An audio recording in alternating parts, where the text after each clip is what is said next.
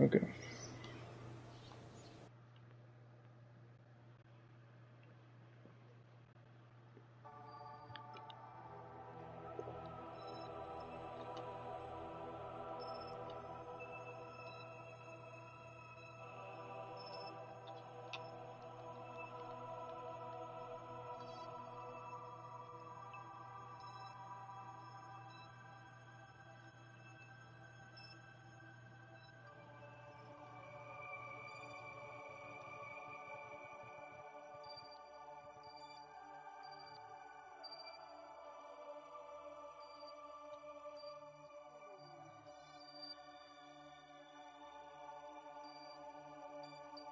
How do you land on the moon?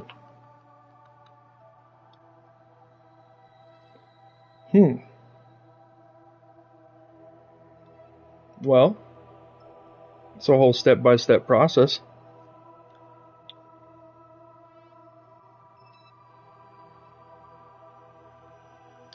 I can show you if you'd like.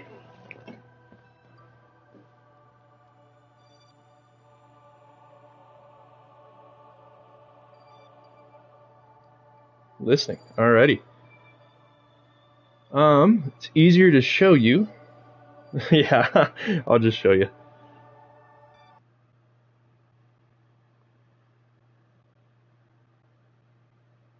I was just about to go to Mars, but we can definitely do that.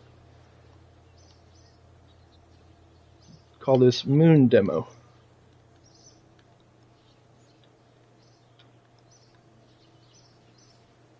Cool. Alright, so first thing you want to do, go into your little vehicle assembly building here.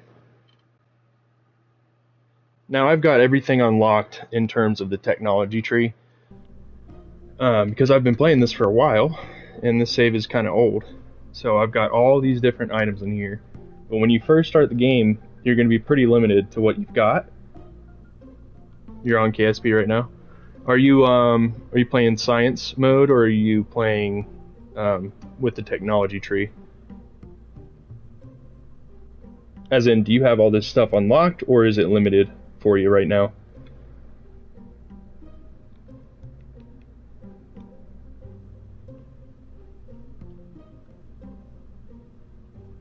Cool. Alright. So that means you can basically build whatever you want to. My suggestion is that you build something with around, let's say, 4,000 meters per second of delta V, meaning that's what you have in total. In order to get out of the atmosphere, I want to say you need around 2,000 meters per second of delta V alone, and that's just to make your orbit and everything like that. So what you have to do first is get out of the atmosphere, make an orbit around Kerbin. So that's going to take a good amount of fuel, and you're going to need boosters to get out of the atmosphere too. Once you make your orbit, you can go ahead and send it to the moon. And you're going to have to widen that orbit, technically, to go ahead and get a capture of the moon. But I'll show you how that works, okay? I'm just trying to find a good rocket as an example here.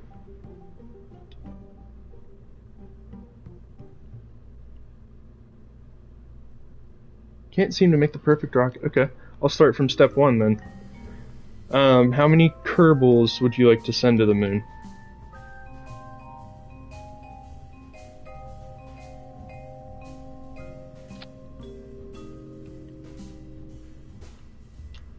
Two? Okay. So if you have the MK2 command pod unlocked, that one carries 2 perfectly. The MK3, yeah, MK1-3 is the one that carries 3 Kerbals. But this one is a size 18 diameter. But it fits 2 perfectly in there, and this is like the Mercury rocket original. So what you want to do is go ahead and start out with the command pod here. And go ahead and pop a parachute on there just so you don't forget. Now that's not going to be enough to slow you down, so you're going to need some drogue chutes too for when you come back in. So put 2 drogue chutes on there radially. Hopefully a little bit more symmetrical than I do. So once you have that, that's just your command pod. That's what's going to be splashing back down. But what you want to also think about is when you come back in for re-entry, it's going to be hot. So you want a heat shield to go on the bottom here. This is going to be the only thing coming back into Kerbin once you re-enter. So this heat shield has what's called an ablative shield on it, and that's going to burn away over time. Really, you only need it at 500 if you're going around the planet multiple times and doing a really, really slow re-entry. So I would say turn this down a little bit, or else you're going to have a lot of weight up at the top, and that's just kind of a waste. So what you want to think about here is also this is going to have to disconnect, right? So we're going to put a decoupler in between here and here, and that'll snap on like so.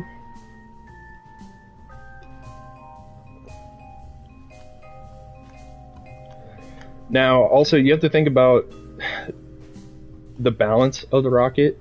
That's probably what the biggest issue is when first starting out in this game, is getting the right balance and being able to counterbalance everything too. But we'll get to that in a minute. Anyways, so this is going to be the next part of our rocket. This is going to be what's landing on the moon.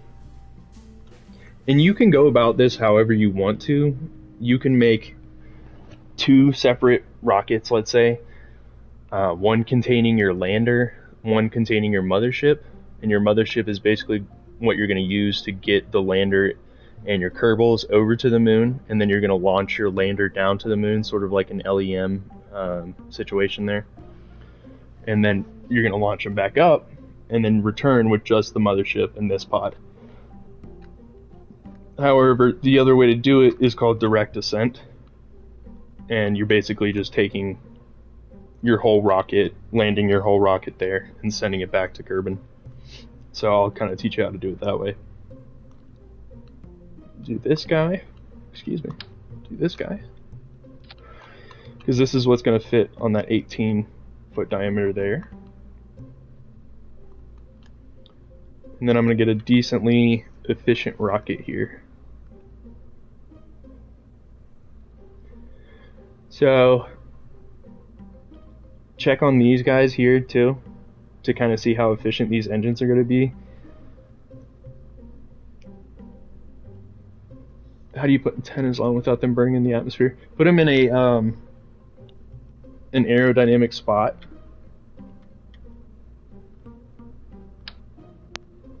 Or you can choose this one, which is covered at all times. But these are kind of awkward. What I would suggest is that you take this off, put them in here. It's a little cheaty, but it covers them up. They're supposed to be physics-less items, however they still do have some physics to them. As long as they're not sticking out on the sides, they shouldn't blow up.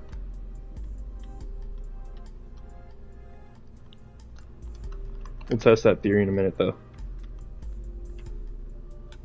Alright, so I'm pretty sure the Cheetah is the most efficient thing that we can put on here. Using 3 units of fuel per second. Yeah, so that's not bad. That's 11.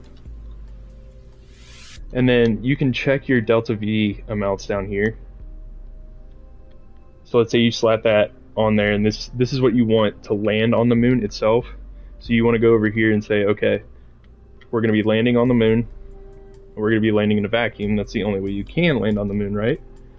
This is going to tell you you have 3,700 meters per second almost of delta V. You can also click on this and look over here. This is going to tell you your thrust to weight ratio. This is huge. This is really important. So anything that's on Kerbin, okay, no worries. Anything that's on Kerbin, you're going to want it to be above 1 when it comes to the thrust to weight ratio. Anything lower than that, you're not going to be able to take off of Kerbin.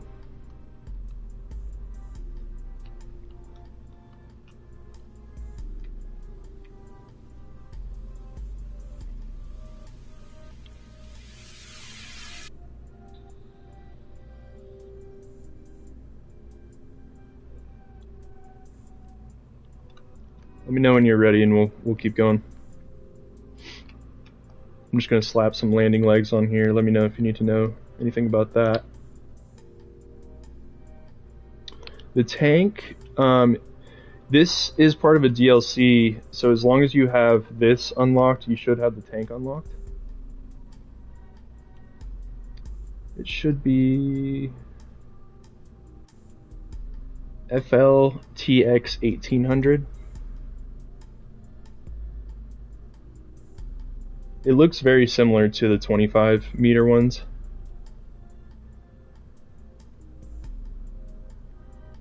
It's just a little bit smaller.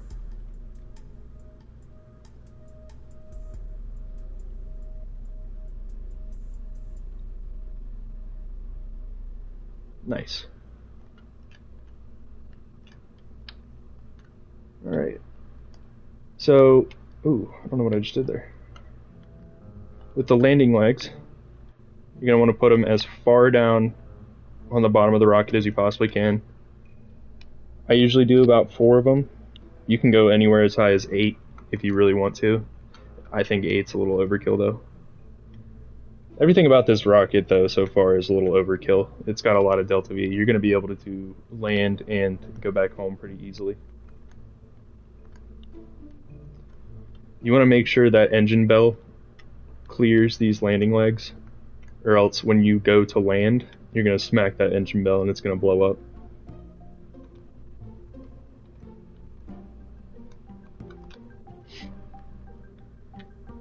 So let's fold those up.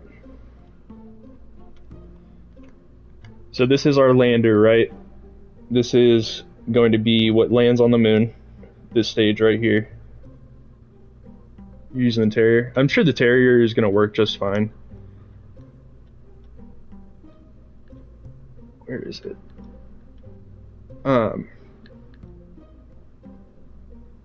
But yeah, the Terrier is perfect. Just check your thrust to weight ratio there. Make sure you're good. And then we'll move on here. We'll add coupling down here. No worries. I'm just going to keep on building and then I'll break it down for you once we get back.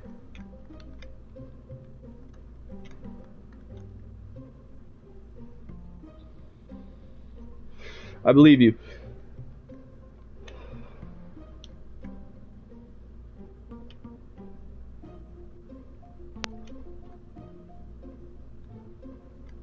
Let me test my theory while you're away.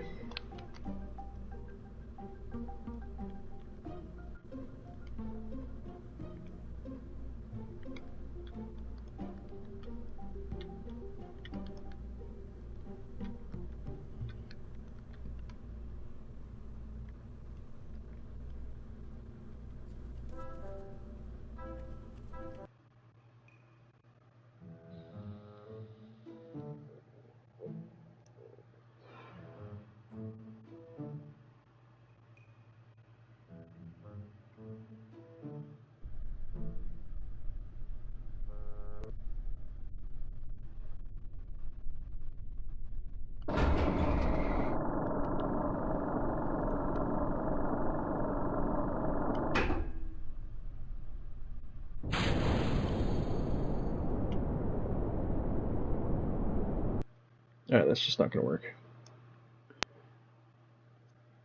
Thrust to weight is too low on Kerbin.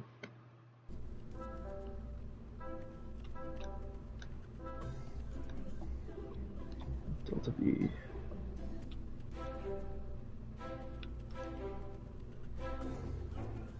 Or, you know, even in a vacuum, this is bad. Huh.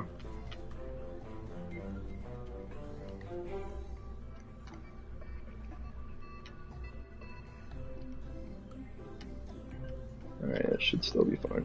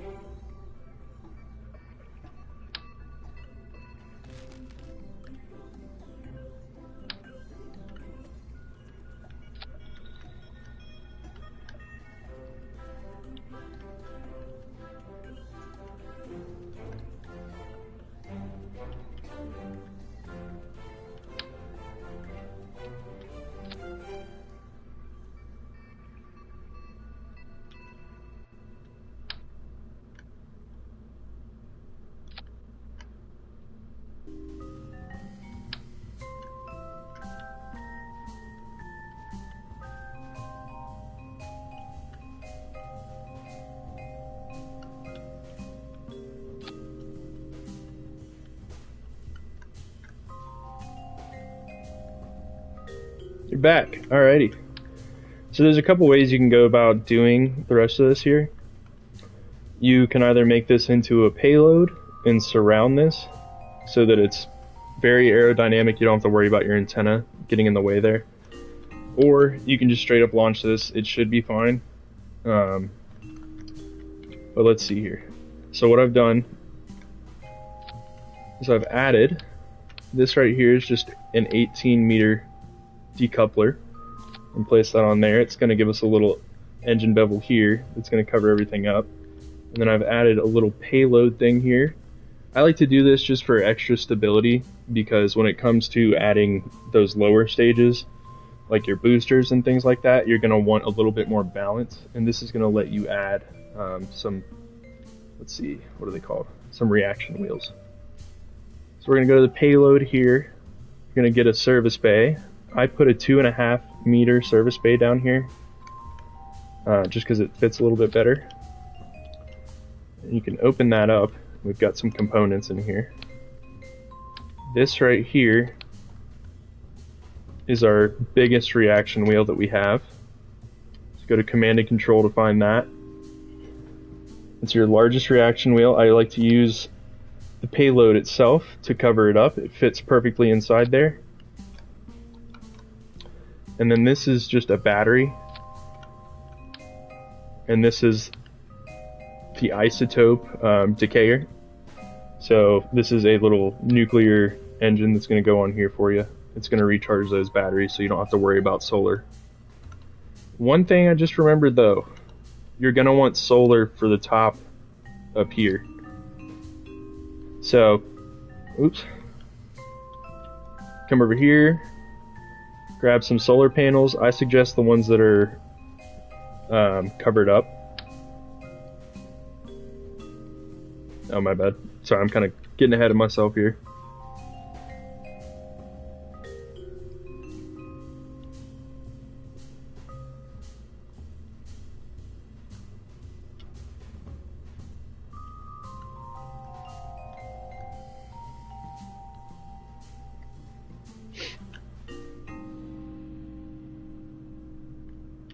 Place that up there for a second. So decoupler first, then place your 2.5 meter payload right here. Then reaction wheel on the bottom. You can usually fit things inside of that reaction wheel too. There's a bunch of free space down there. I'll usually just put a battery on top. And if you wanted to, you didn't even have to add the nuclear little battery recharger thing here. I'm not really sure what it is. Generator.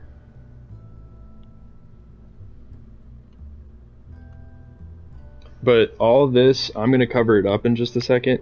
You don't necessarily have to do that. I'm just going to do it to make it pretty.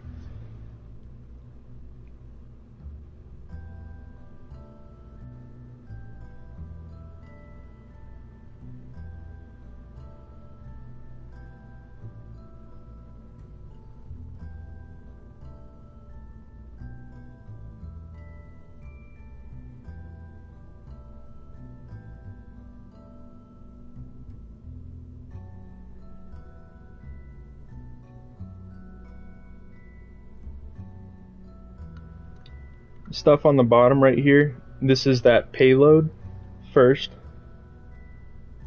So the payload's going to be in here under the 2.5 meter service bay, and it's basically just an empty cylinder.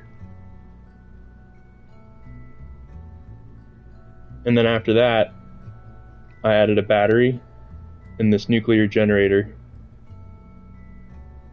and this reaction wheel down here as well. You're definitely going to want the reaction wheel when you add these lower stages because it's going to be really heavy. It's going to be hard for you to move the rocket. You can do the 1.5. I think it might be a little bit awkward though. Let's see, hold on. Or the 1.25, yeah.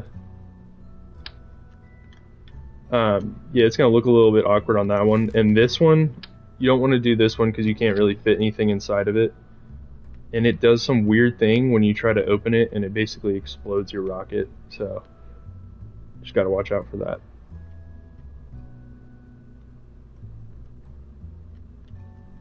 I barely ever use those. I don't trust them.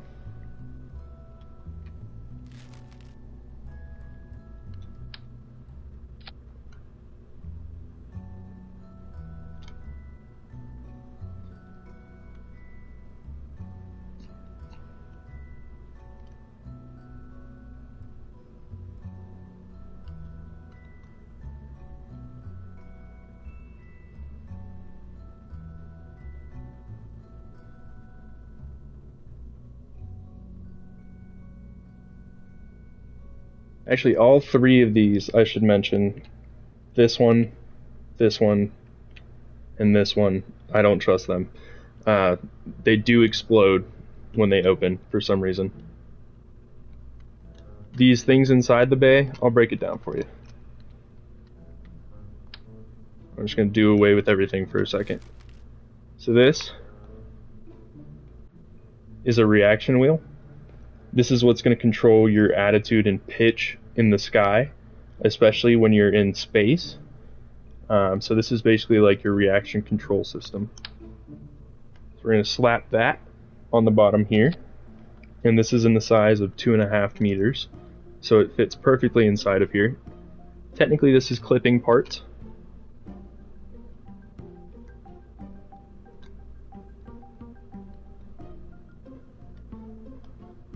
And then in order to keep everything charged, I just throw a big old battery in there too.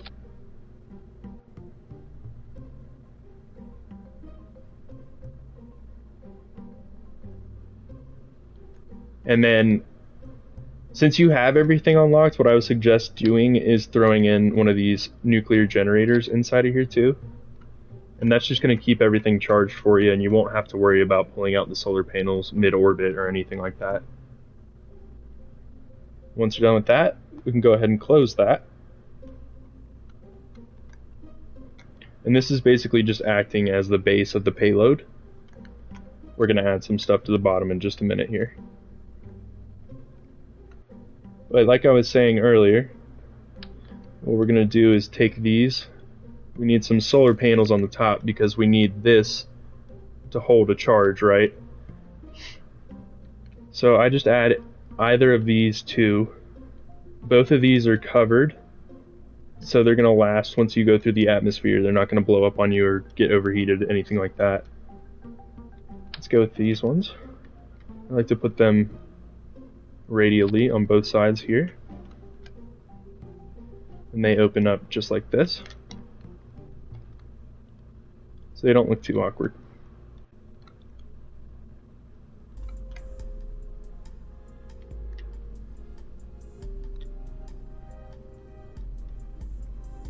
Let's do this.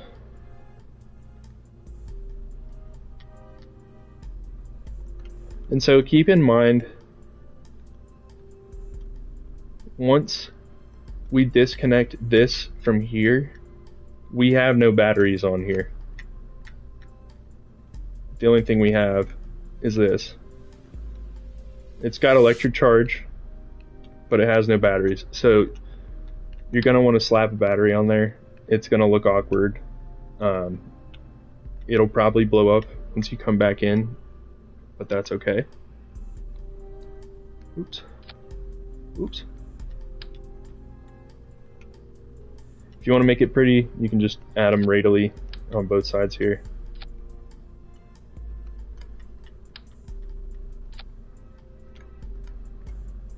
Because in order to store your electric charge, you have to have batteries on there. It's not just going to go directly into the pod itself.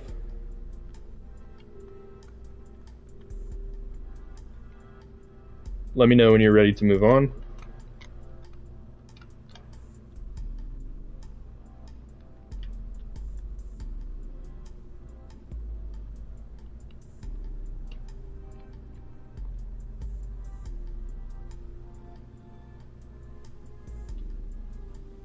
Alrighty. So what I was saying earlier about making it pretty is basically we're just going to add a payload shell to the top of this. Sorry, I selected the wrong one. You want to make sure you select whichever one you used last. So we used a 2.5 meter on this right here, right? So we want to use this payload protective cover here. In order to make this work, you have to pull it across like this until it's all the way out and it covers the distance of whatever's extending out right there. Otherwise it's going to catch and it's going to blow up your rocket. Or any components that are on the outside, I should say.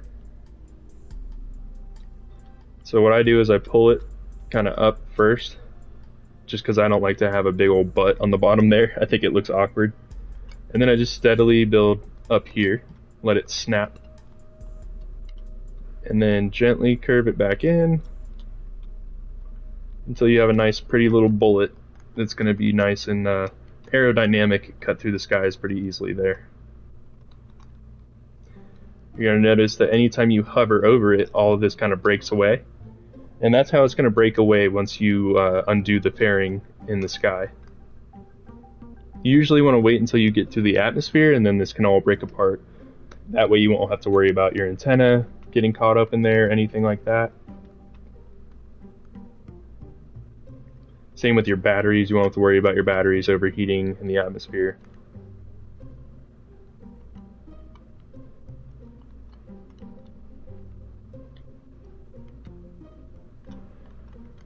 So all of this is going to detach with this guy right here, right?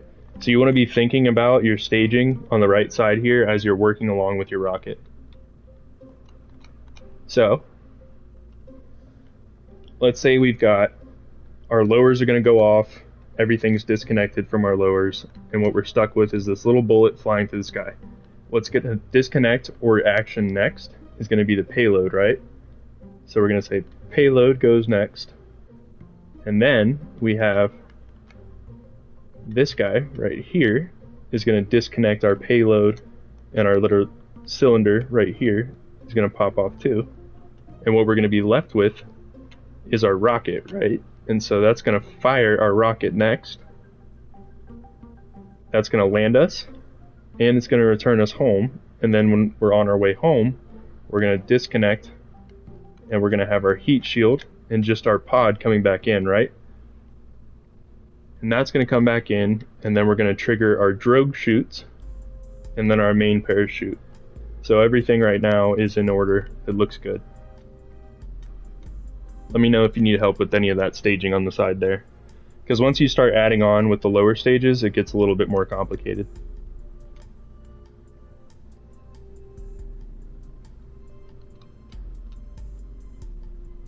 Let me know when you're ready to move on. Cool. Alright, so lower stages. This next stage is basically going to be what you're using for getting your orbit and getting to altitude too. It does look heavy, but it's actually not adding that much weight. If you took it away, I want to say it would only be, it tells you once you build the fairing how much weight exactly you're putting on there. Let's see, 14.7 tons. So we're adding about 2 tons in total just from the fairing itself. So in theory, you don't need it, but like I was saying early, it makes it prettier, and you don't have to worry about the atmosphere and overheating, anything like that. Anyways, moving on here, we're gonna grab our orbit stage or aerial stage, whatever you want to call it here. So I like to add a good amount of fuel down here. You can always take away, but it's hard to add more once you're in the sky, right? So I add this medium one here, and then we're going to get a decent stage down here too, a decent amount of engines, I should say. Make sure you're paying attention to thrust to weight ratio. Let's see, do the Mastodons fit? Mastodon does fit on here. Okay, that might work. That's 1470 meters per second of delta V. Thrust to weight ratio is a ridiculous 20. That's a lot. If I could make it more efficient, I think I might do that. I think Wolfhound is probably one of your most efficient upper stages. Or lower stages, I should say. Yeah, thrust to weight ratio is pretty good. And we've got a really long burn time. Our delta V 2,278. That's a lot just for getting out of the atmosphere and making an orbit.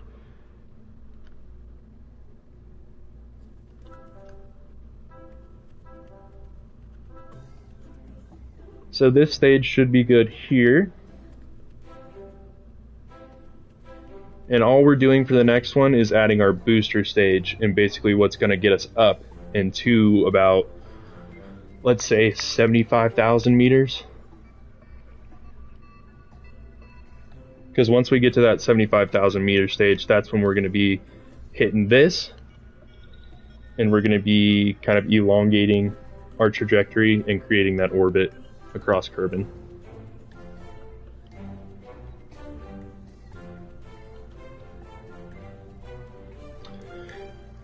So the next step is basically just to keep building down, but not getting too oversized. So I'm adding a 2.5 meter decoupler down below that Wolfhound engine there. And then we're going to start on our lowest stage here.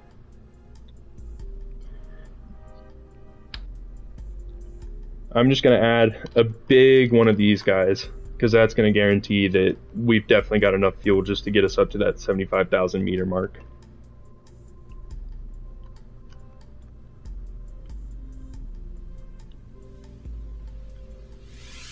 So with these lower stages, you want to make sure this is your, how should I say this, most powerful part of your rocket.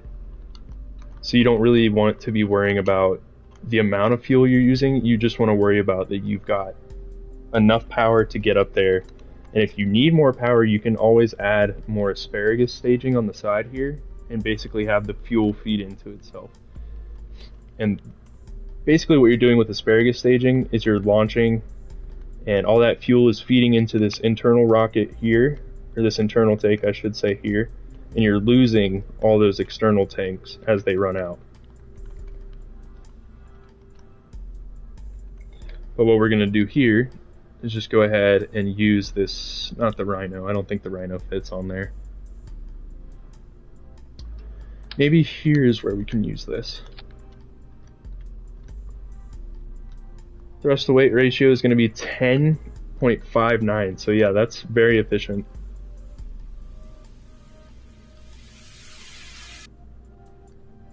Very powerful, I should say.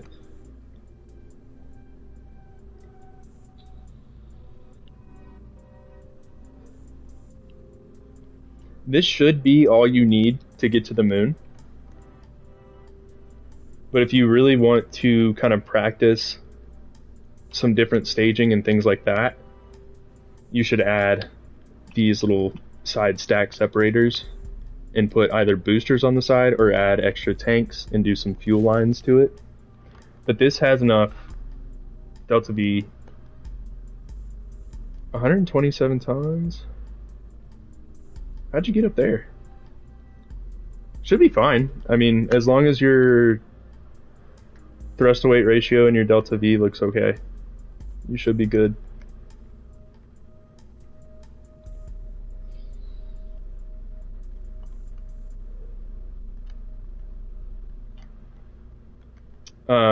One other thing that I like doing, I wouldn't say it's technically cheating, is doing the auto strut. Auto strut's going to help you in so many different situations. So I just start from the bottom and just auto strut everything to the heaviest part possible.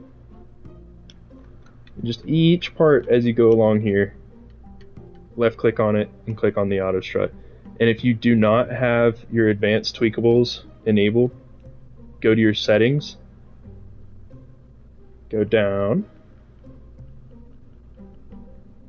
and you'll see the advanced tweakables option down here.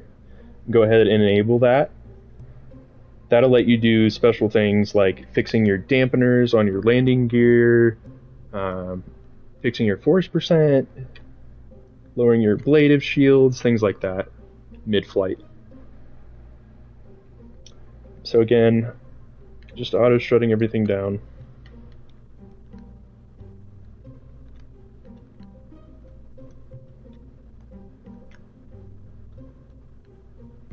Very important to auto-strut whatever's inside the payload too, or else it's going to wobble around and give you some trouble there.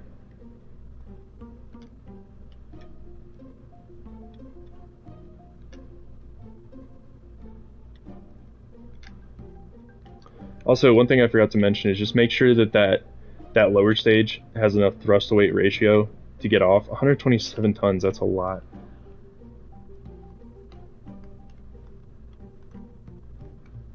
You might have to play around with adding extra tanks, and on those extra tanks add some rockets just to help you get off the ground. But I think I'm going to go ahead and try this and just make sure that it does function. Make sure I got some Kerbals in there. I've got one. That'll do. Let's see. I feel like I'm forgetting something. It can't be the symbol, right? Okay, so normally you would add science. That's what I think I'm forgetting. But I think if you're on Sandbox, you're not really worried about that just yet. So yeah. I'm gonna go ahead and launch it.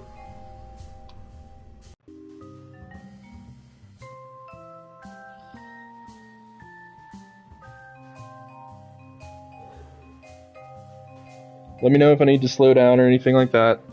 I feel like I get ahead of myself pretty easily here.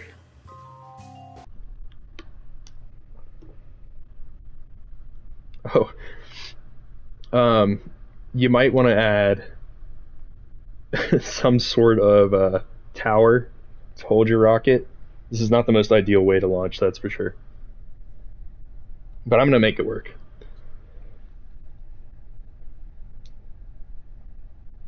So what I do is I go ahead and turn my SAS on, put my throttle all the way up before launch. And what we're going to want to do is go across that 90-degree line there to the right. Just nice and steady. You forgot to add a thruster. Wait, okay, you can go back and revert, I'm pretty sure. Yeah, you'll be good. Definitely watch me launch this, unless you want to do whatever, but watch me first before you do your thing. But I feel like learning how to do the right gravity turns and things like that are one of the most important things in terms of your launch.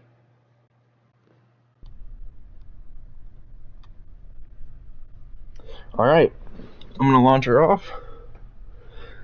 Is the Kenneth okay? What is the Kenneth? What is the Kenneth? Mammoth. Oh yeah, Mammoth should be fine. I'm pretty sure that's what I got. No, this is the Mastodon. Mammoth,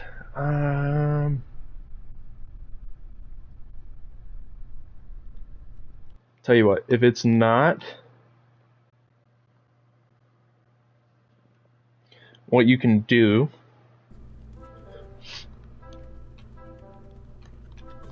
let's say you don't have an engine on there, right? Is you can go over here, click on your, what is it, coupling category, and go to your engine plates. You can add an engine plate down there. Click on your engine plate, edit your cluster nodes, and add 3 of them. Go over to your engines. Let's say you had the Mammoth, right? Where's the Mammoth? The Skipper. Where's the Mammoth?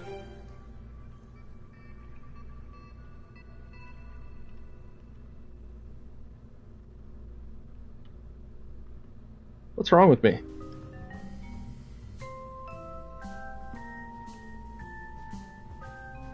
Huh. Do I just not have a Mammoth engine?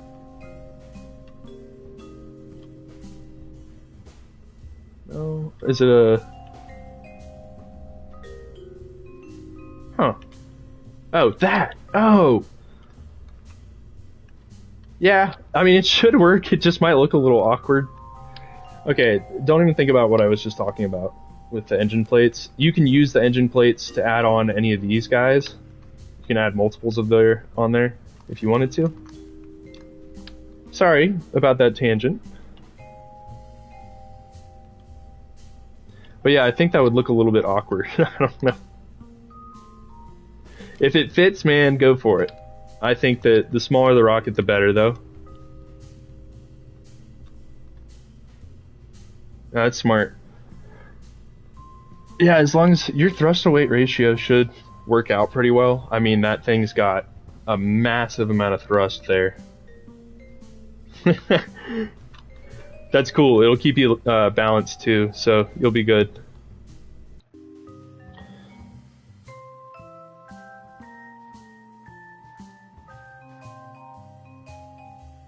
All right. Off to launch here.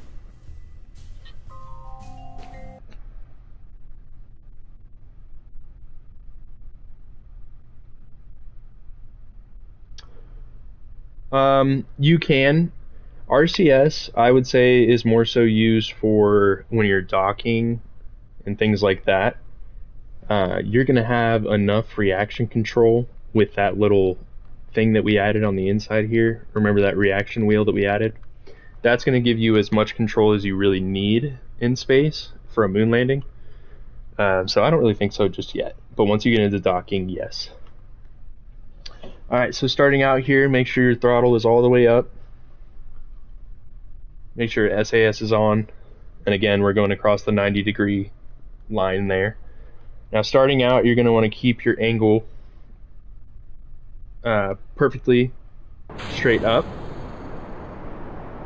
Once you get to about 100 meters per second, and or about 1,000 meters, you want to start dipping over to about the 90-degree angle. Oh shoot. Okay, I'm just going to do this as a test flight then while you do that. And then I'll go through this in a minute.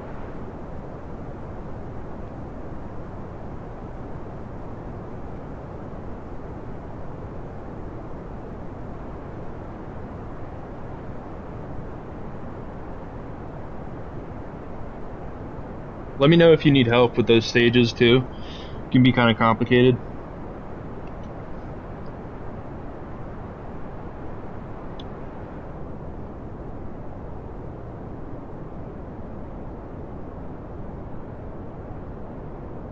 (10,000 meters), we go to about the 45-degree angle.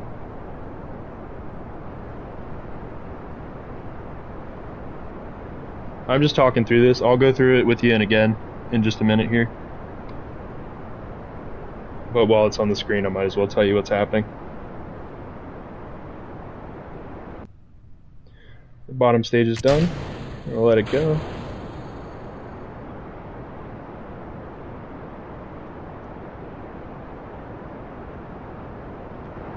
Basically just making my apoapsis here go up to 75,000 meters.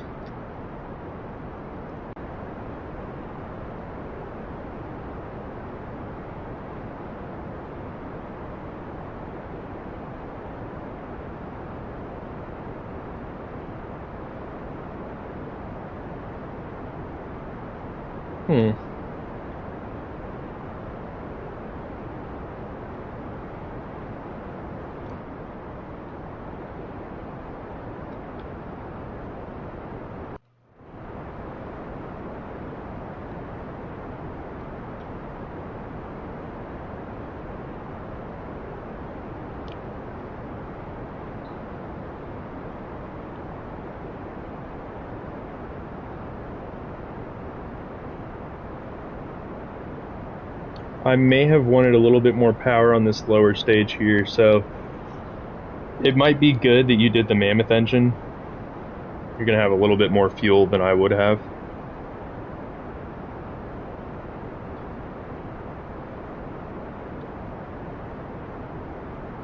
Oh no. Oh no, what happened to it? Should be in there with, check and make sure that this little engine plate isn't covering it up.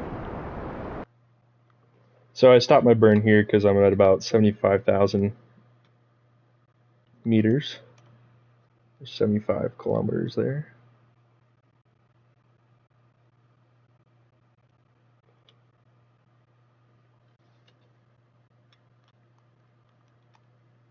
So we are through the atmosphere. I'm going to go ahead and deploy this. Goodbye, fairing.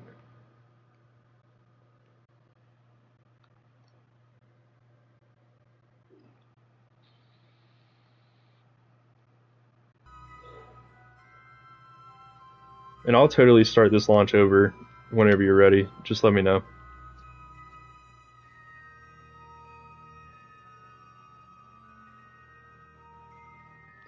Basically waiting till about 30 seconds. Starting my thrusters again to create my orbit here.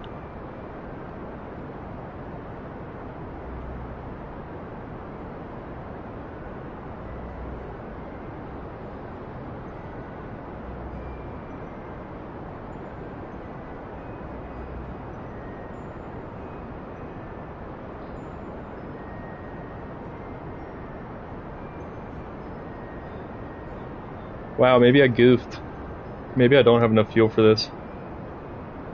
Okay, sounds good. I'll probably add some more fuel to my bottom stages before I launch again.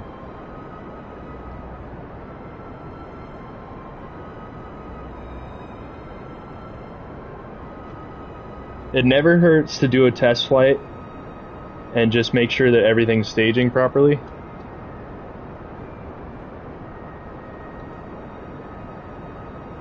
Because, I mean, it's Kerbal. You can always just do it again.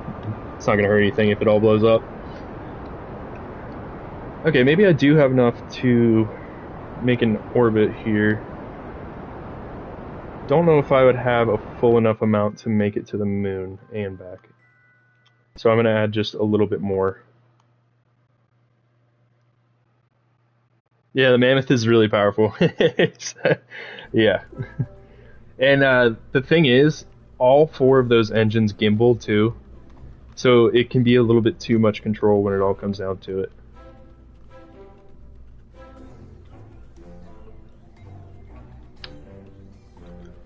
I'm just going to add some little boosters here just to give me some more fuel.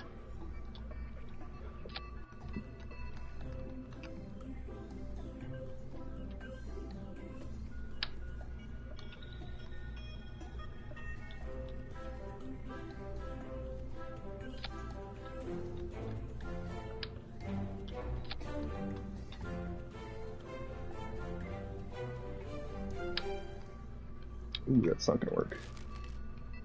Okay.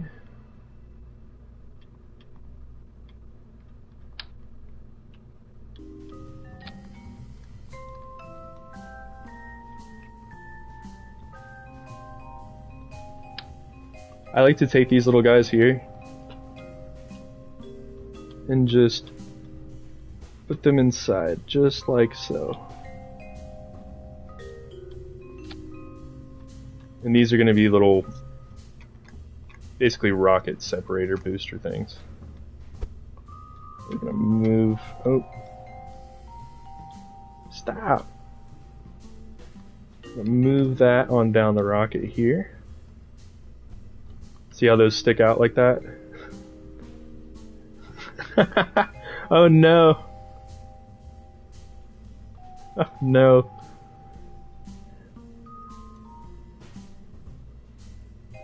Let's see, how did you make sure that you have at least 2 stages on the bottom here before you get to that Terrier? We shouldn't be getting to that Terrier or my Cheetah right here until we're at least on the way to the moon or landing on the moon. So I guess I'll go over how to launch and get a good gravity turn again in just a minute here. But what I'm doing is I'm adding little side boosters here, and they're going to feed the fuel into here so that we use these tanks first. and then we separate and we'll use that inner tank. So taking our fuel lines, gotta do a little shimmy. Fuel line going from the one you want to use first to excuse me,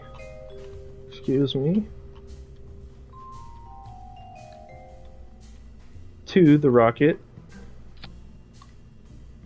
that you're going to be using next. Then you need to add some engines onto here.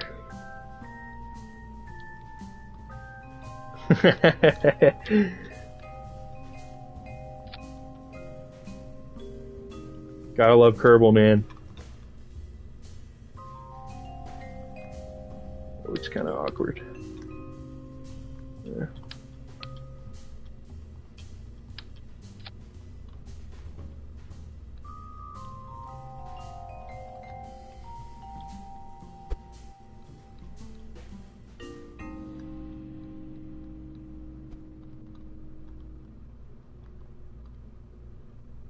Those boosters are kind of tiny.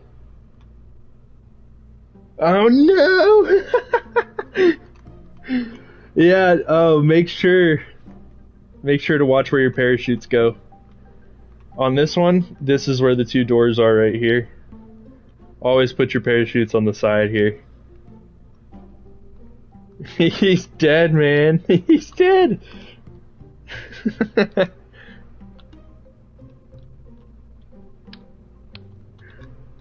You're gonna have to run a rescue mission to go get him out of there.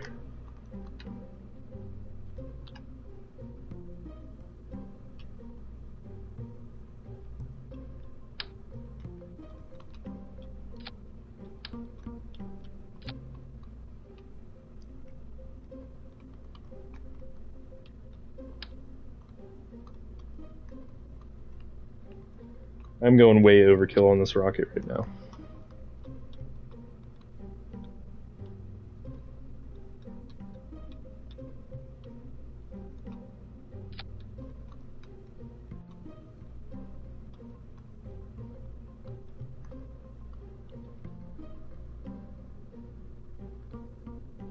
$750?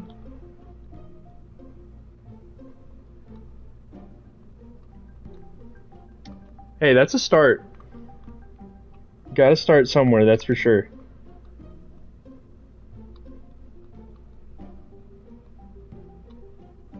Alright, well this is my new and improved moon rocket for you here.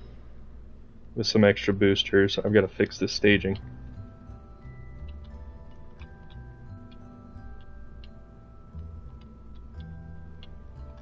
Alright, so this needs to fire with those two. Oh no, did you lose Jebediah permanently? He's not coming back down, period? No way, man. Can't lose Jeb.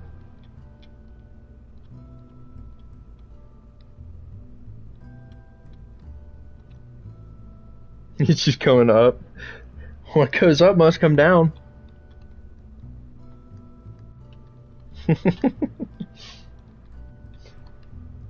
Oh man. It just reminds me of when I first started playing this game. It was not easy at all.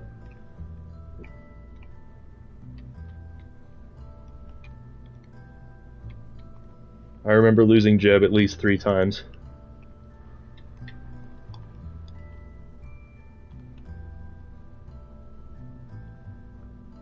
Boom, boom.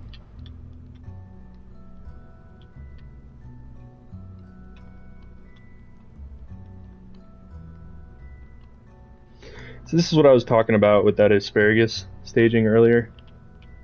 You're basically using these boosters to not only help you get up there, but you're using their fuel. Make sure your Terrier, the way it's attached, make sure it's attached so that this coupler creates a little engine fairing inside here for you. Oh, I know what your issue is. The Terrier is, I think it's too small. Might be clipping into there.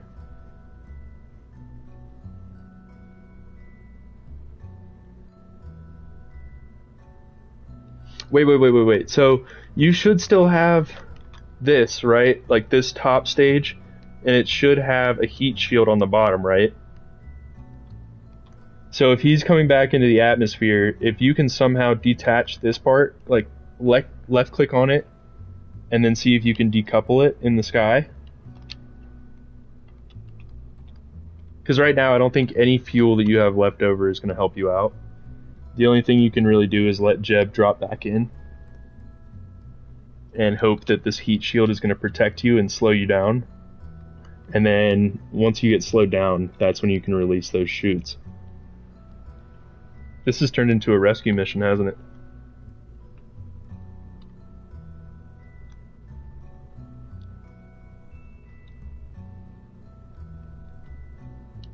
Alright, I'm going to launch this bad boy and see what I can do here.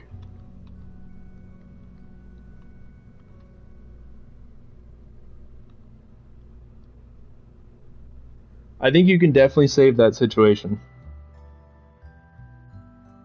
Oh no! How do you get hit? Oh man, it's just chaos up there.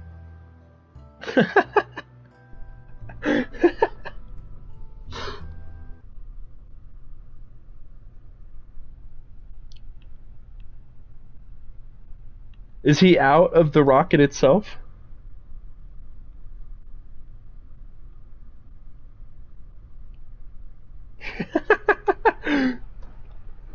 It probably would have been best for him to stay in that pod. He's at least protected in there.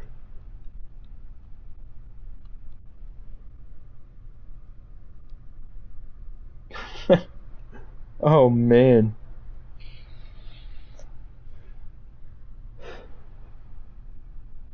Alright. Yes and no. I want to see this.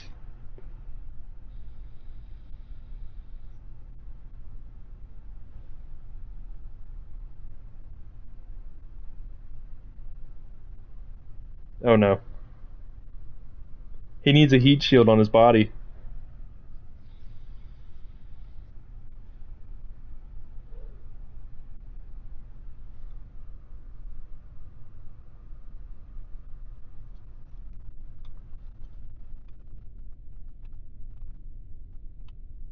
He did, yeah. Yeah. Jebediah, while he's our first volunteer, he's also our first volunteer to die, so just what comes with it.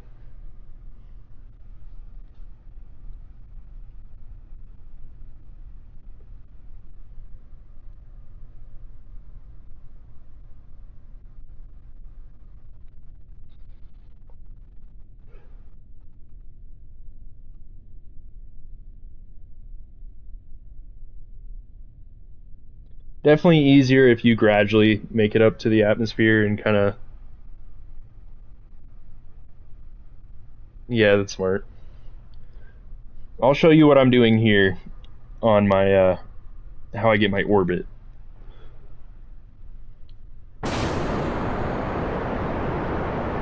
No, not Bill. Not Bill too.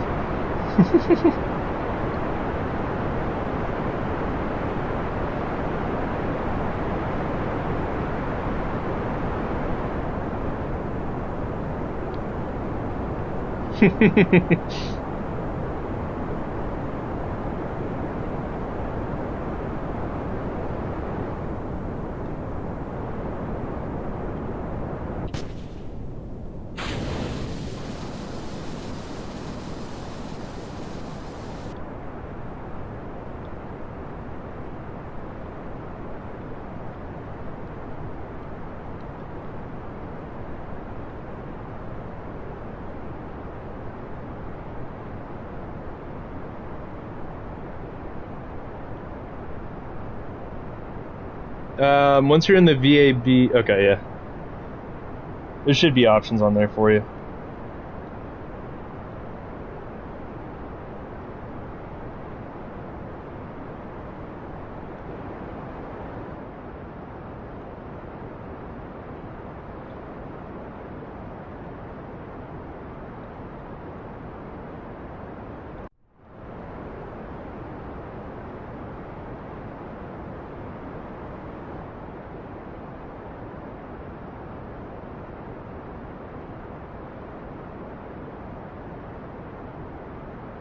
Right now I'm just making my orbit burn, getting up to about 75,000 meters here.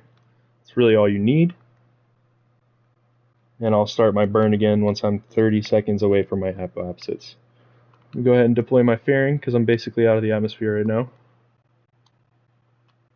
Don't need that extra weight anymore.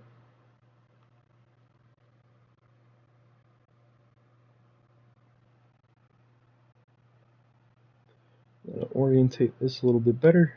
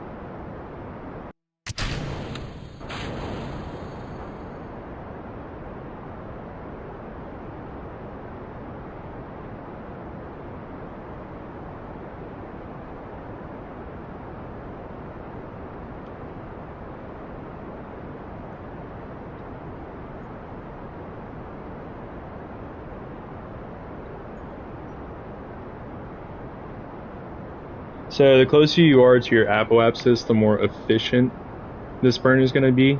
You can sit here and manipulate this along your prograde a little bit, kind of make it go radial out just a tad, just to keep that apoapsis perfectly in front of you there.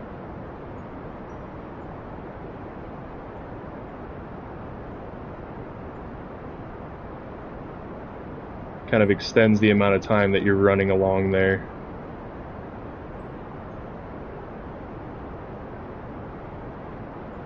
Ever so gently pushes it out in front of you and then goes in one way because Kerbal's annoying.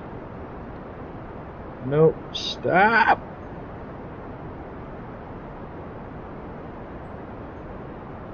Alright, now I can go back prograde.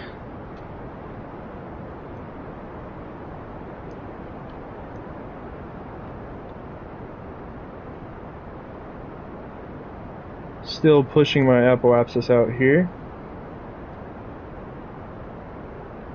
You can see down here in the maneuver mode corner, this periapsis is going from negative to positive.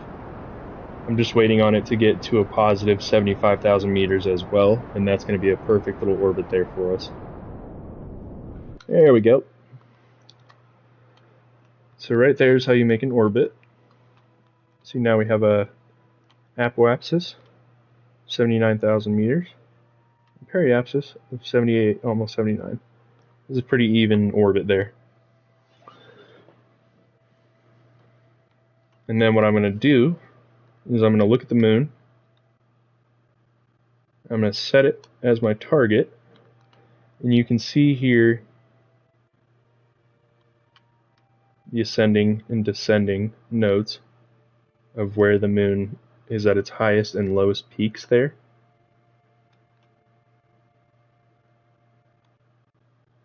So you want to kind of catch it and put yourself in front of one of those nodes, sort of at an angle, so you want to come across it so that you're circularizing.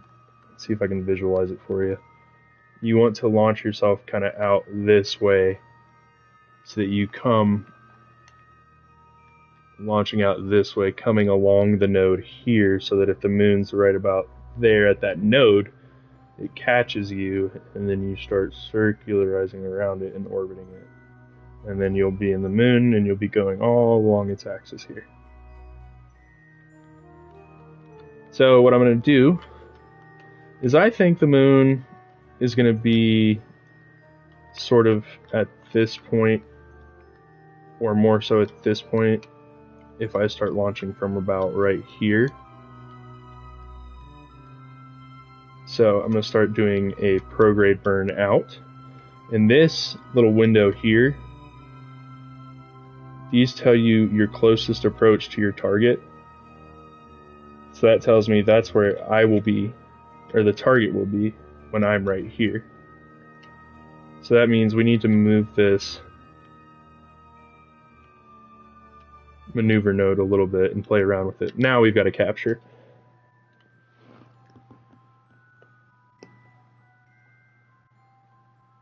Heck yeah. The best part about Kerbal is figuring out the experimentation. Once you get the experimentation down, you can do anything. What I'm doing right now is basically just setting up a moon capture. So, looking at that trajectory there, it's going to swing us out. And we're going to be hanging out here for a second. And then all of a sudden we're going to get captured by the moon. And so it's going to swing us in a little bit and throw us around the moon, sort of in like a little slingshot method here. I like that. I'm going to go with that. That's only going to cost me 860 meters per second of delta V. My maneuver starts in 8 minutes and 18 seconds.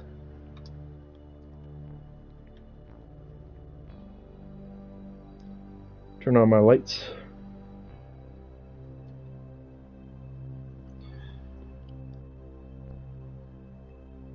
Oh, dude, the SR-71 is so fun to make. I'll show you one of my SSTOs in a little bit. It's really fun. Easy to recreate, too. If you're messing around with those guys, definitely use the Rapier engines. But make separate tanks for your liquid fuel and close off your liquid fuel when your oxygen, or oxidizer I should say, when you want to actually use that in the sky. Because otherwise you're wasting fuel. It's really complicated to explain, but SSTOs are really fun in this game, man. You'll love that.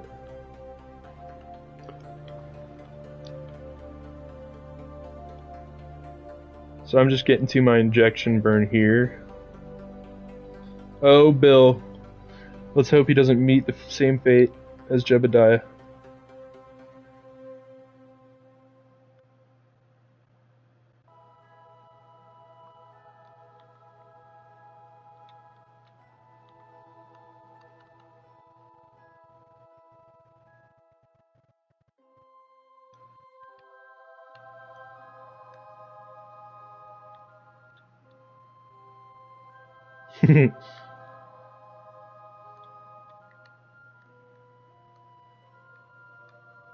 Man, this rocket is very annoying.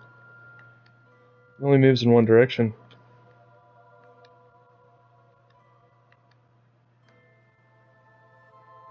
Someone told me there was a setting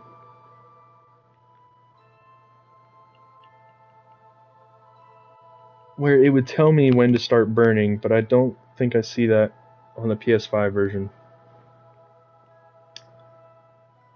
Nope. Okay. I'm going to start my burn at about 30-45 seconds.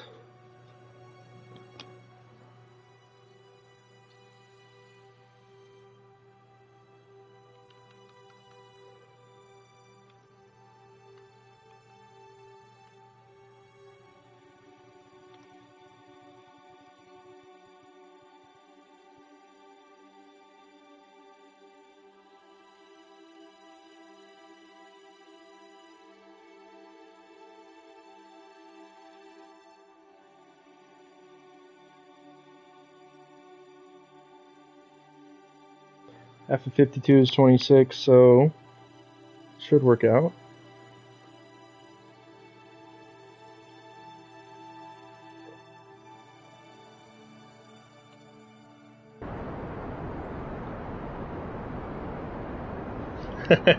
Thanks, man. I definitely will. I try to hop on Kerbal at least once a week, just to keep that practice in. But it's hard to stay motivated with this game, man. It'll get you discouraged.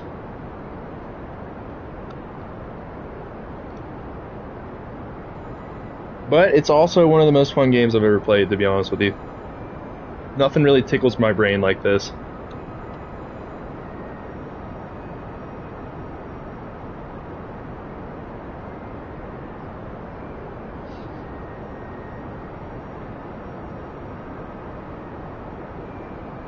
Alright, so just going along my maneuver here, it's getting dragged out a little bit more than I would want it to.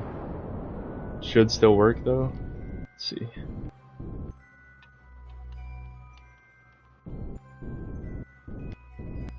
Almost perfect. Almost. Alright, I'm satisfied with that.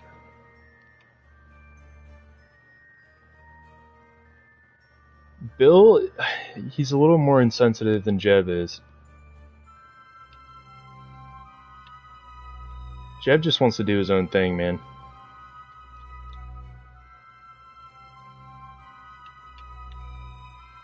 Alright, so this is telling me my periapsis to the moon is going to be at about 98,000 meters.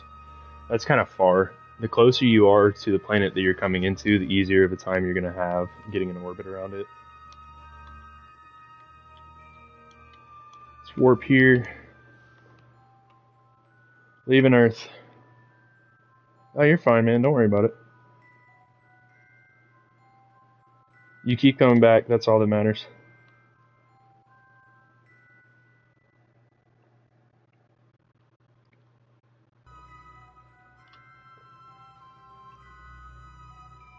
Alright. See if the moon is in view yet. Yep, there it is. Alright. So, fast forwarding to about right here.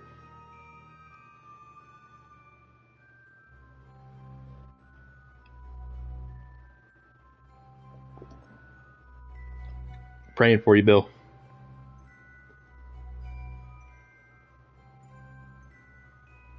Bill's got this. Is he going through the atmosphere?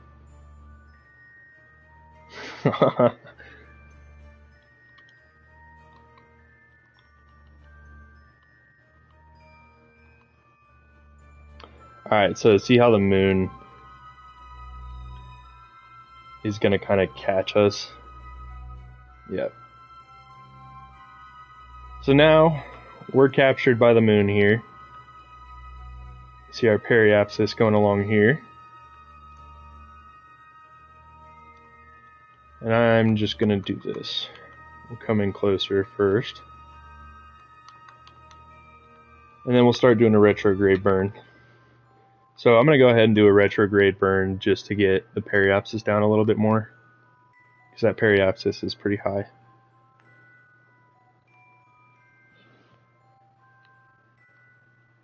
Let me know what happens to Bill.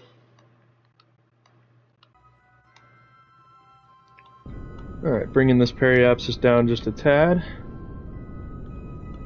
What I do, I'm not on computer. I press triangle, and I go like this to open the map.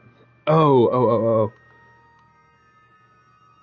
Hold left bumper, I don't know what that is for you, and then right stick, that's what I do.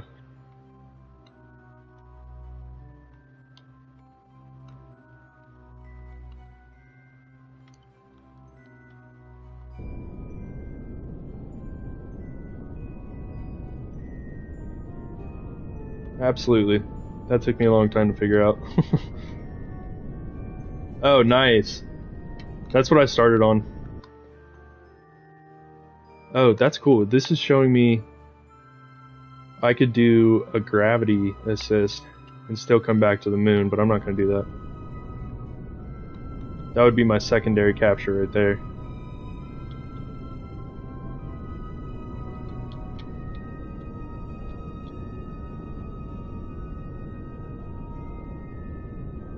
Is he still falling through?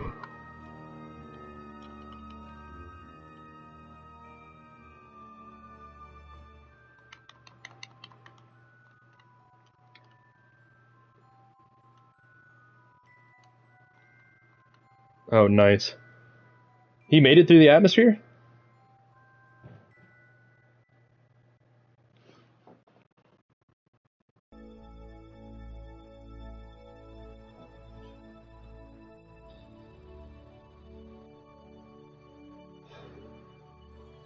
I got a feeling he's gonna burn up.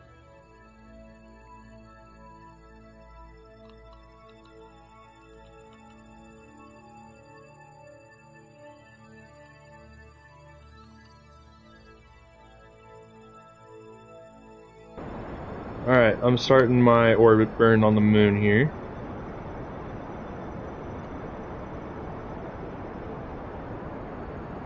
Create a nice even orbit here. Run out of fuel there. Disconnect. And now, see, this is where you want to be getting to your chariot. That thing's about to blow me up. We're going to get away from that. Said, we're going to get away from that. There we go.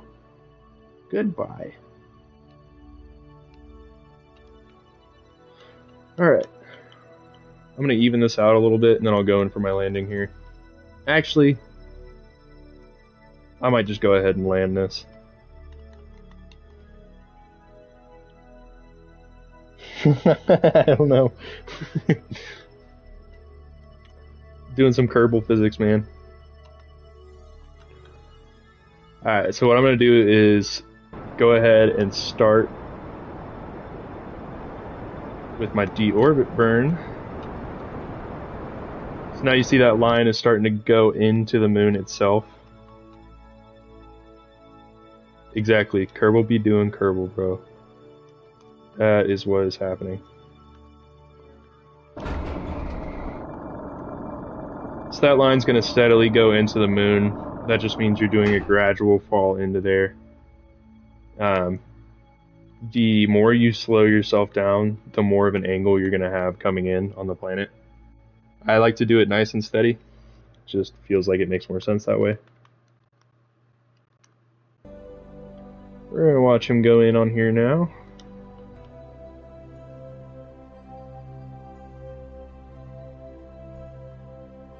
And getting around that 10,000 meter range. Oh no! Wait. How? How is he doing that? You know, they have something like 500 meters per second of delta V in the jetpacks, I think. So if he's in the atmosphere, in theory, you can make him orbit. Or if he's out of the atmosphere, I should say.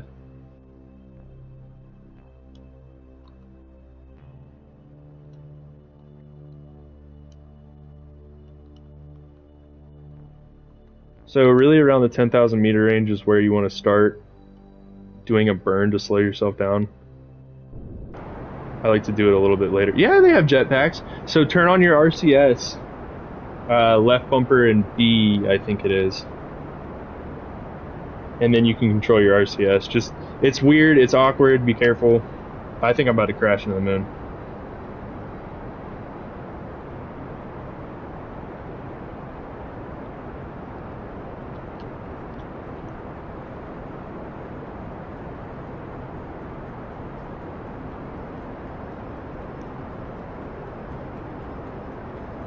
Yeah, I'm about to crash into the moon.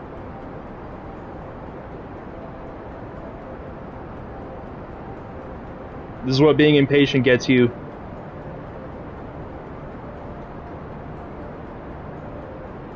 No way. Oh no, I'm so close to not crashing, dude. Oh no way!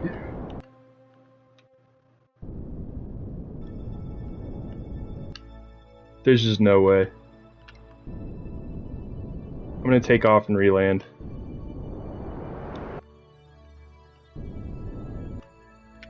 I can't believe I survived that.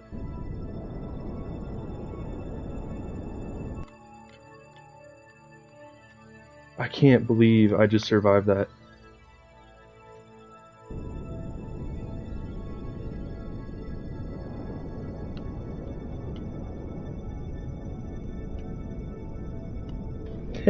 Thanks.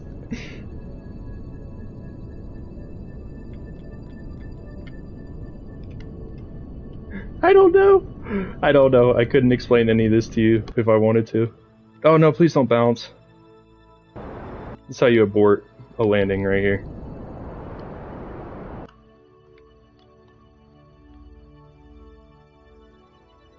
So normally my landings go better than this because I'm a little more patient. But this is what we have to work with.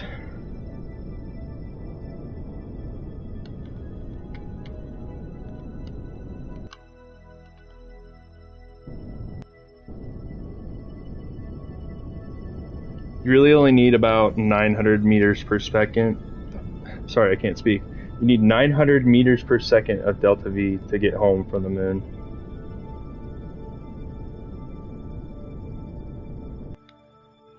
So I should be okay here.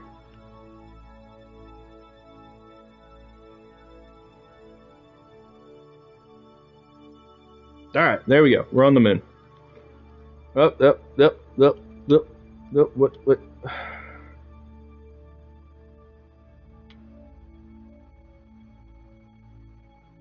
Okay.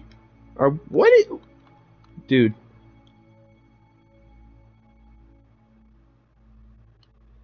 This is Kerbal. I did it. It was rough, but I did it. Alright, so from here, just make sure you have your solar panels out, because you can lose power. I don't really know what these are doing. Sometimes you can mess with these. I'm kind of scared though.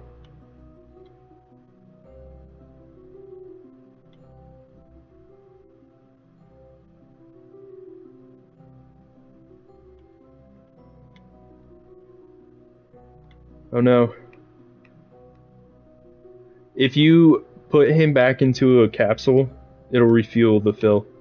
Oh my god, I can't speak. It will refuel the fuel for you.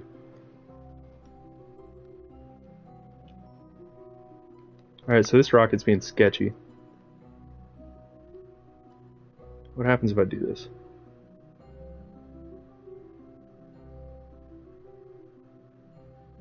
It still wants to do that. Oh, I almost just...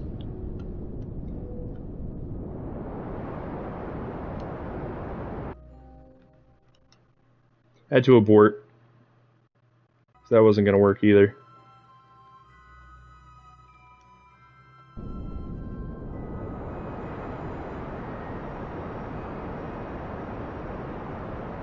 I'm just gonna take off.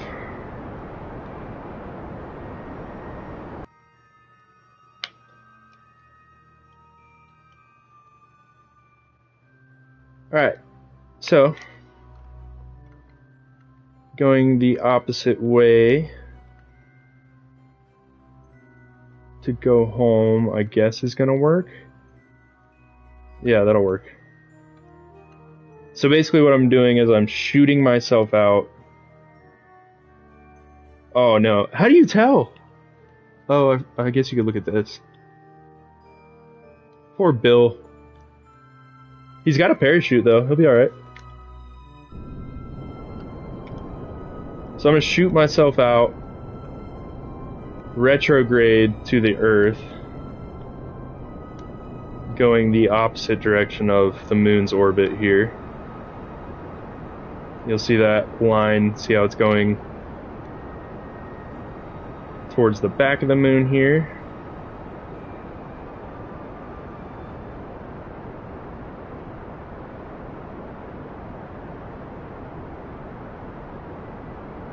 Yeah, I could have told you that a long time ago. You can get all those Kerbals back though.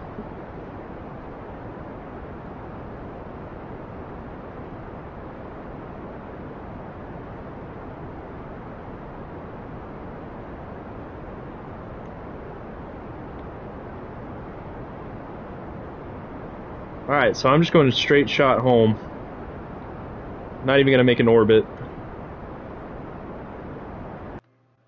Alright, so see how this is working? The more I shoot behind the moon's orbit, the more I'm braking technically, right? So I'm slowing myself down to get back to Earth. So this is lowering my Kerbin periapsis. I want it to be around 60,000 meters because I'm going to use that braking technique that I was talking to you about earlier. Let's go 61. Okay, so it's going to shoot me back across this way.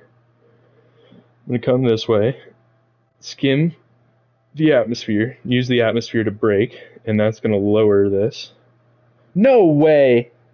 No way! No way!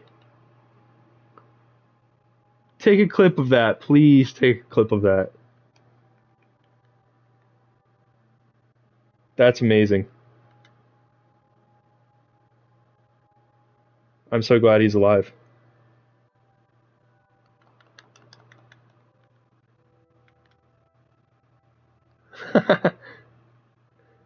Press the select button, I think, on an Xbox.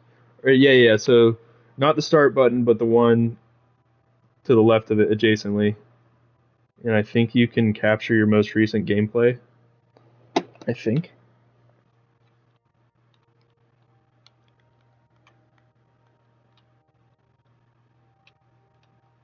Alright, so what I'm doing here is coming into the atmosphere.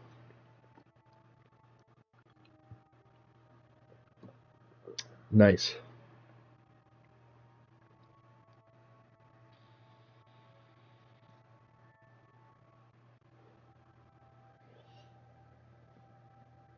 You can either send it.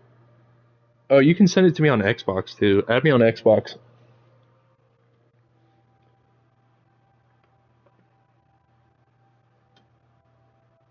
Let me look up my name. Hold on.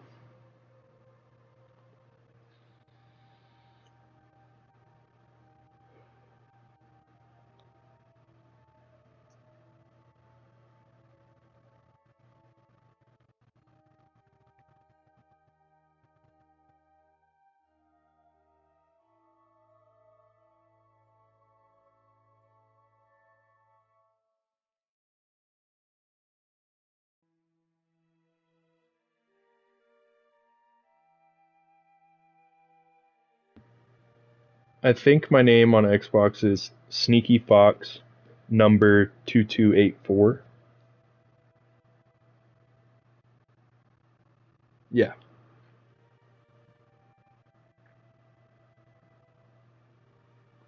I'll type it in chat for you.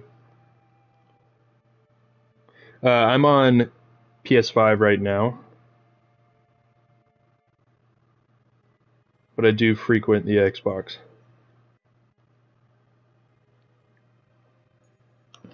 Oops, shit, I just dropped my phone.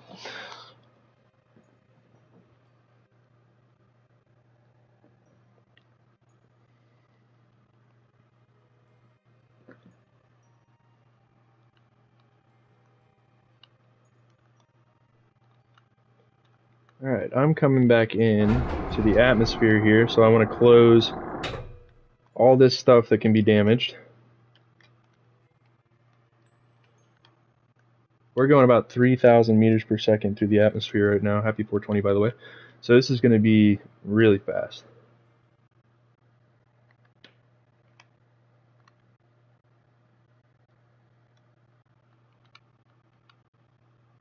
I just learned a new quick move. Oh shit. I need to slow myself down really hard. All this is about to blow up.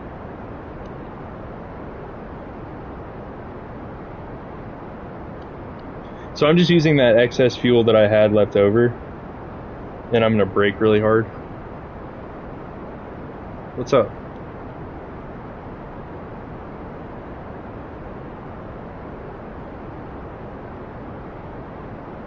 Oh wait, what did I type in? Oh no. Type in 2284, not 2824.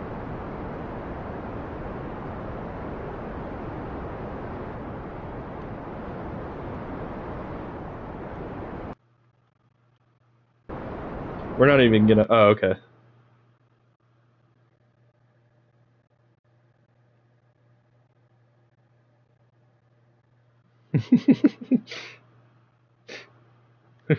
I don't know who that is. It's not me. I'm going to jettison this just to show you how this heat shield works here.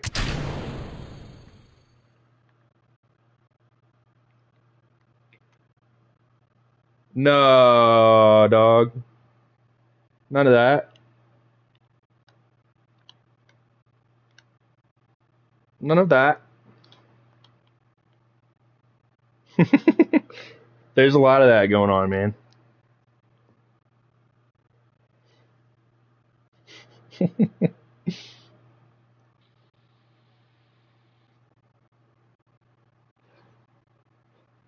Oh no.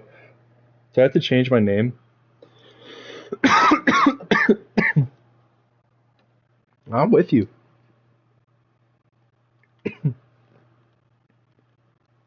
Looks like I'm gonna land in the ocean here. See this heat shield here though? This thing works pretty well. See how it's just barely ticking down? I think I started with like 200 on it. Don't need much.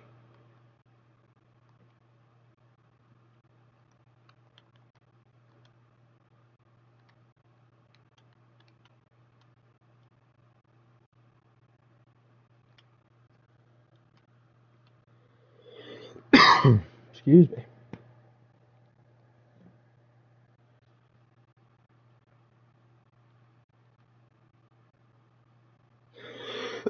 Damn, I got something in my throat.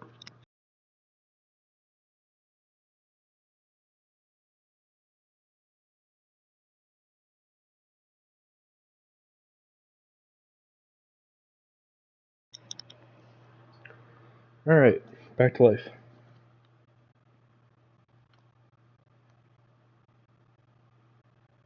Yes, it is.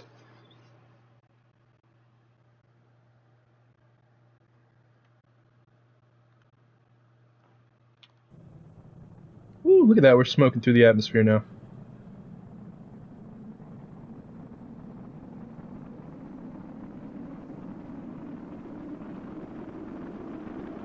Thank you, I'll add you back.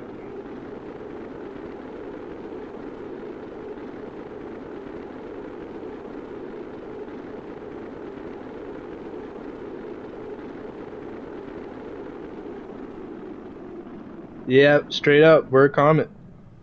This is the best way to do aero braking, is somewhere around that 60 to 45,000 meter mark. You want to be hitting the atmosphere at about, let's say, 2,000 meters per second. Alright, I'm going to go ahead and do my parachutes here. I'll add you back in just 1 minute when I get finished with this. I'll have to get on the Xbox itself.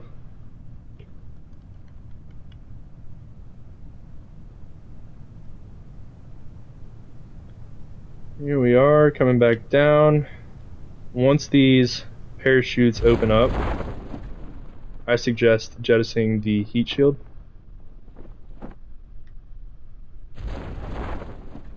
That way you lose some of that weight behind you here. Boom. I'd be down for War Thunder. I mean, that game's like 130 something gigabytes. I'll have to see if I have room for it.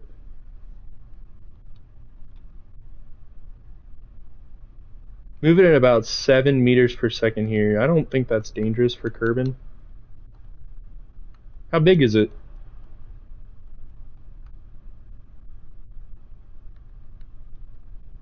Oh, okay.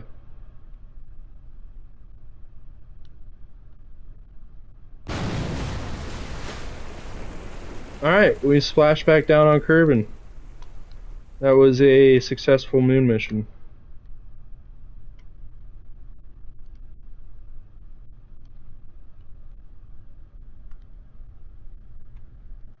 I'm gonna reload my save. So I still have some of that money left over though.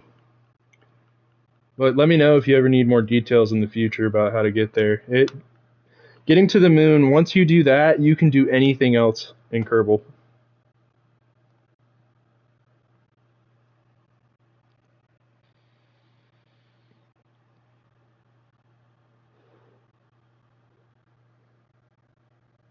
Yeah.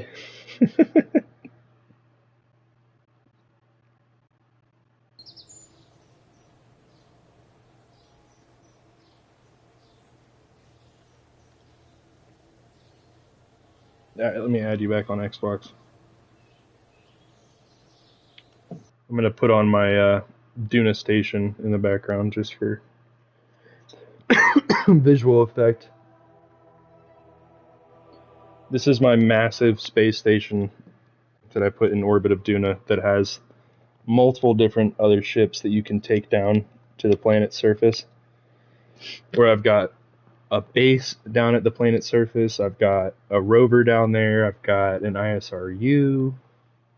I appreciate that, but I'm out here to show you how to play the game and how to have fun with it. This is just me on my day off having a good time, you know.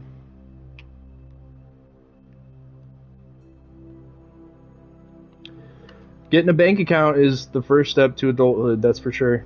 Just even putting away like $5 once a year even can help you start building some money there.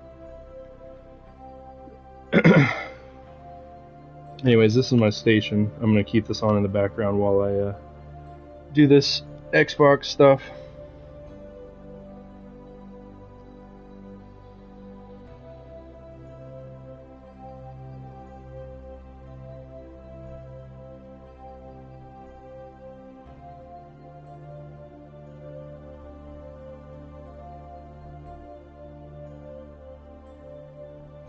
I have not played it yet. I definitely wanted to, though. My friends and I have thought about playing it.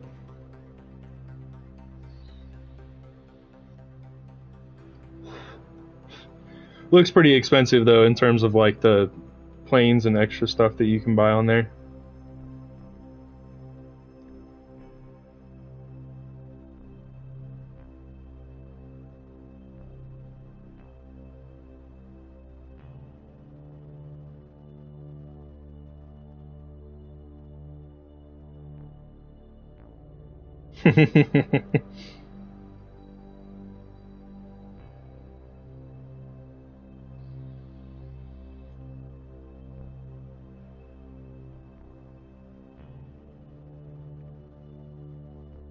Yeah, I'm adding you back on here.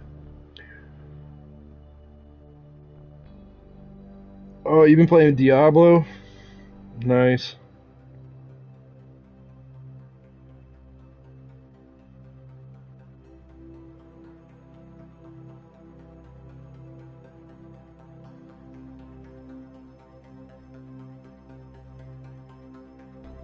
I've been playing that with some of my buddies too. That game is really fun.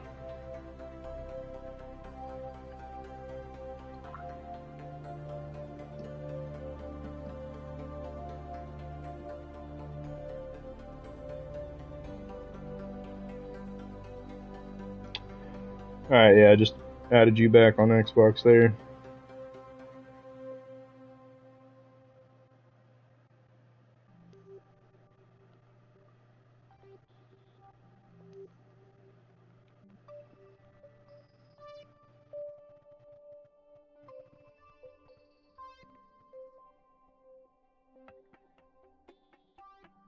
I'll probably have to hop off and let the dog out for a minute here, and then I'll hop back on.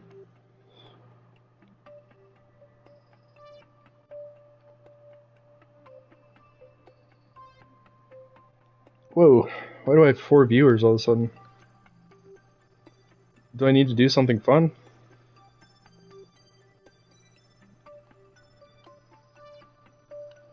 I feel like I'm supposed to do something entertaining right now.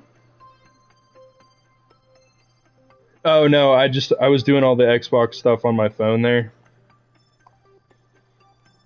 Through the little app.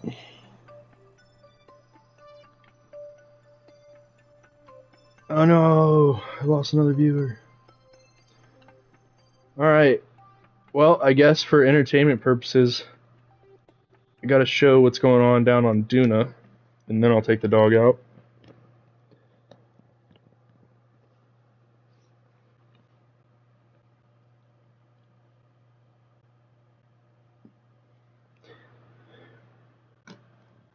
Alright. Yeah, the dog needs to go out for a little walk. He's been cooped up while I've been playing video games. He's fine for about 3 to 4 hours, but you know, I feel bad. If I had to go to the bathroom after about 3 to 4 hours, he probably does too. Alright, here's my little rover.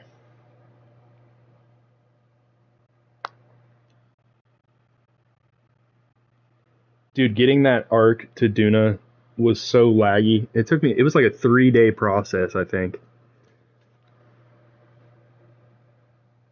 And the one that I made on Xbox, because I'm on the Series X, it was so hard. That one took even longer because I did it in separate stages. Let's see. Alright, so there's my little rover guy. We got Valentina out here. She's chilling. So this is all from when I played science mode. So all of this is basically to send back up to my little science station up there.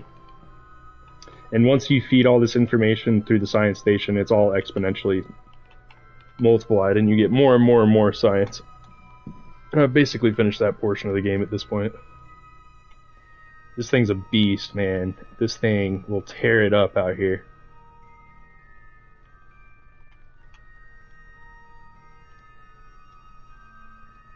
And it will also flip very easily.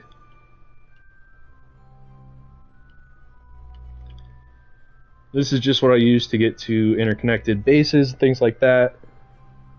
Makes it very convenient, especially if you land on Duna and you aren't really the best at getting to that landing zone. You can just take a rover, go meet up with your guy, bring him back to wherever you need to. Makes it really easy. Ooh. Ooh. There we go. Oh, we're good. Just a little skirt, you know.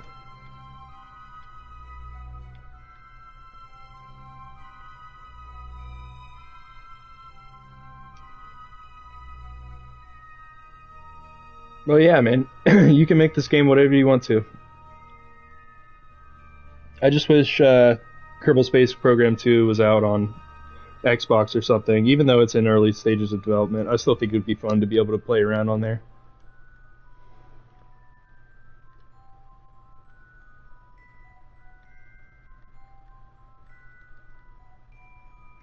There's my other base there.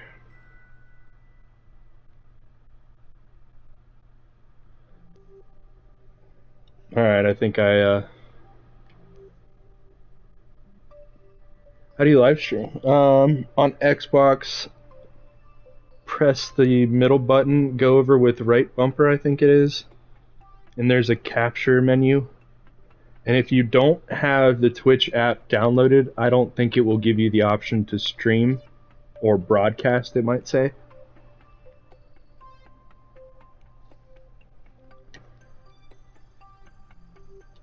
So make sure you have that downloaded.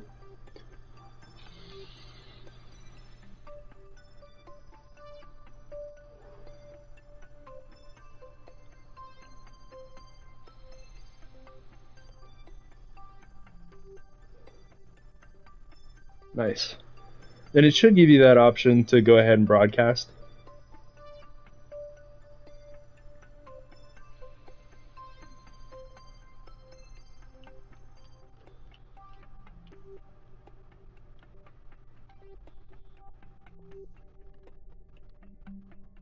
Oh! Almost flipped.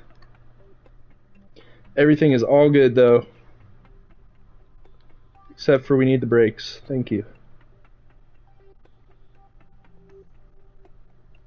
Oh, that's always fun.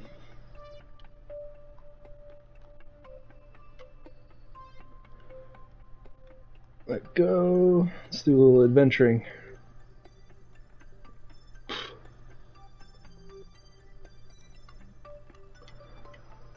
That looks so cool.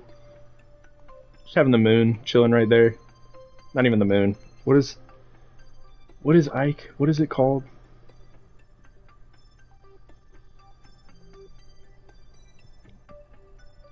What is Mars's moon name? I can't remember.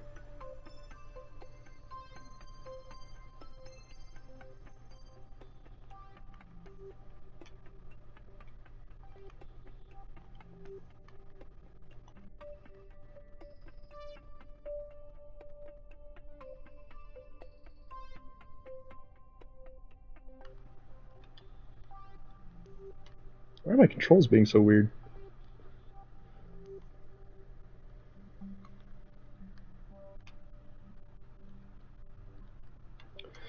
Oh yeah, that's pretty much the extent of my operations on Duna right now. In my Xbox playthrough, I've got hundreds of hours on there. There's a whole base and everything on there, man. I mean, tell you what, I wasted my life during COVID, but it was fun.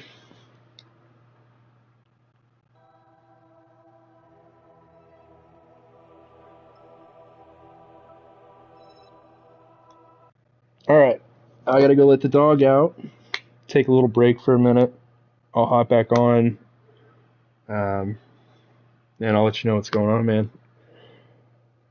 Give me a follow, and also in the future, if you need any help, please let me know. I'm more than willing to help.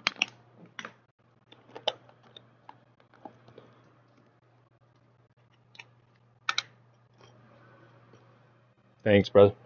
I'll follow you back.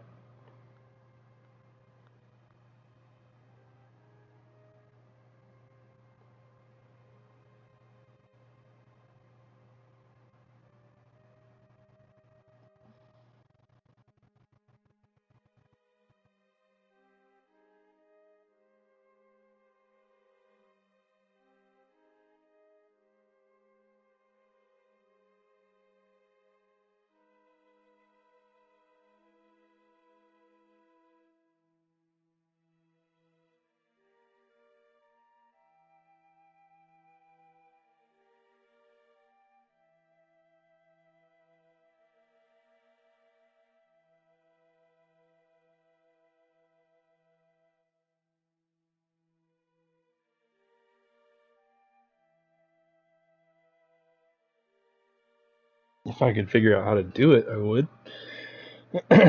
Hmm. There it is. Oh, there's my own voice. That's fun.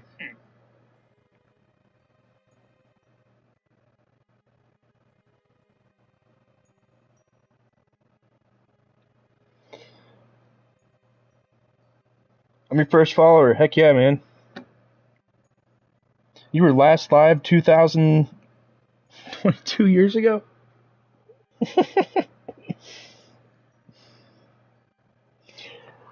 All right. That does it for me. I'm going to leave the stream up because I think I'm going to do some stuff once I get back. But I'll be back on in about 30 minutes. Peace out.